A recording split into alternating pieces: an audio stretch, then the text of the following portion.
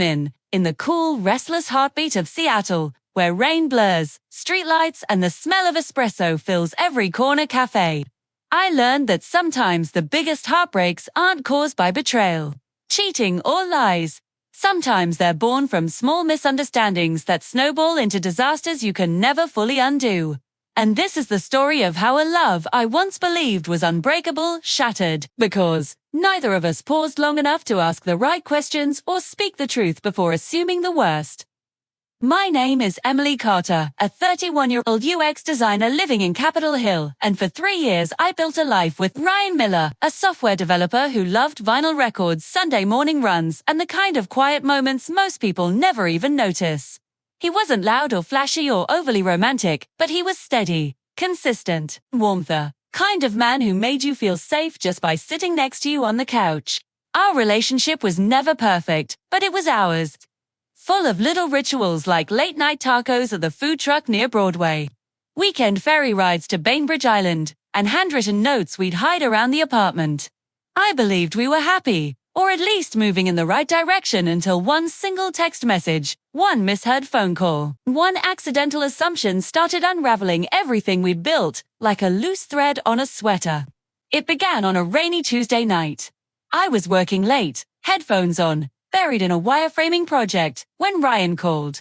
I didn't pick up, assuming it was something small milk dinner, a meme he wanted to show me, but when I finally checked my phone, the voicemail made my heart drop. I didn't hear it clearly, only fragments drowned by wind and traffic. I didn't want her to know. And meet her tonight. And don't tell Emily. That sentence, don't tell Emily, stabbed me like a shard of ice. Before I could even replay it, a text arrived from an unknown number. We're all set for tonight. Can't wait to see you again. L. My stomach knotted. Another woman. Someone he'd been meeting. Someone he didn't want me to know about. For 30 minutes, I stared at the phone, spiraling, imagining scenarios that grew darker by the second. I didn't ask him. I didn't breathe. I let fear take the wheel.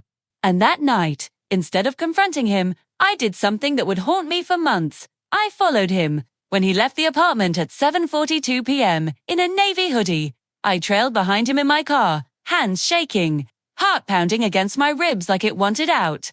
He drove toward Fremont, parked near a cozy bookstore cafe, and walked inside. There, she was a woman with blonde curls, a soft blue sweater, and a nervous smile that made me instantly hate her.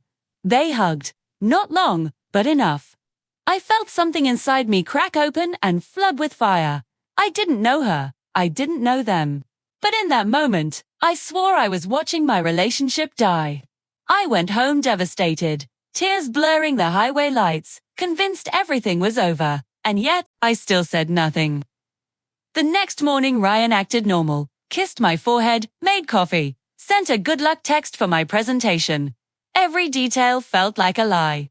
I started pulling away short answers, forced smiles, fake excuses to avoid intimacy, and he noticed. Of course he noticed, but misunderstood everything.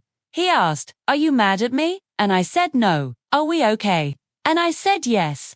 Even though nothing was okay. The space between us grew like fog slow creeping, impossible to escape. Weeks passed, tension rising so high I felt like one wrong word would explode everything. Then came the night everything finally collapsed. We were supposed to go to a friend's engagement party, except I found another message on his phone from the same mysterious L. This time it read, "Big news tonight. I hope she likes it. Thank you for helping me. Couldn't have done it without you." My heart stopped. Helping her with what? Big news. Why her? I confronted him at last, but not calmly, not rationally. I exploded. I accused him of cheating, lying, meeting another woman behind my back. He stood there frozen, then hurt, then angry, not because I accused him, but because he realized I had been silently drowning for weeks without giving him a chance to explain.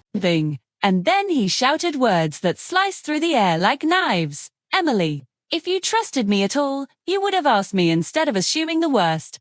And just like that, the dam burst, and everything we had tried to protect ripped apart. He grabbed his coat and left. I broke down sobbing on the kitchen floor, surrounded by shattered misunderstandings and a voicemail I never fully listened to. As passed before I regained enough courage to replay that voicemail, the one that started everything. This time I listened with headphones, volume maxed, and for the first time, I heard the full sentence. I didn't want her to know yet, because I wanted it to be a surprise for Emily.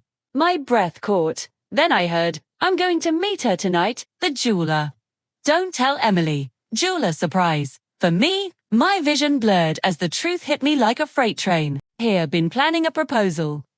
The mysterious Elle was Lena, his sister, the only person he trusted to help him design a custom ring.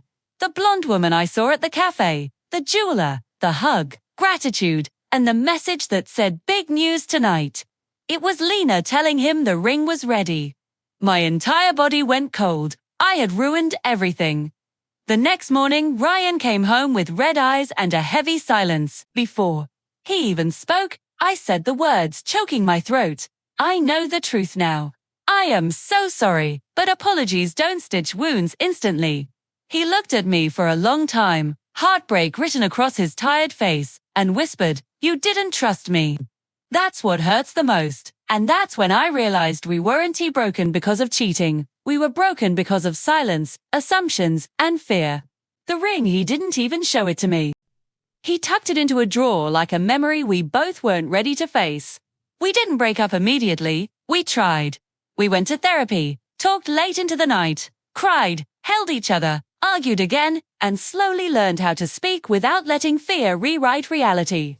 It wasn't easy. It was messy, complicated, full of backslides and doubts, but love isn't about perfection. It's about choosing each other even when everything feels impossible. Yes. Eventually he proposed again. Not with a grand gesture. Not at a fancy restaurant. Not with fireworks. He asked me while we sat on the floor eating takeout, hands trembling, voices soft, and I said yes with tears streaming down my cheeks, because this time we had earned it. And if you're hearing this right now, let our story be your wake-up call. Misunderstandings kill more relationships than truth ever will. Communicate before you assume. Ask before you accuse. Pause before you panic. And before you scroll away, make sure to like this video, subscribe for more real couple stories, and comment below if you want part 2 because, trust me, there's a twist in our married life you won't see coming.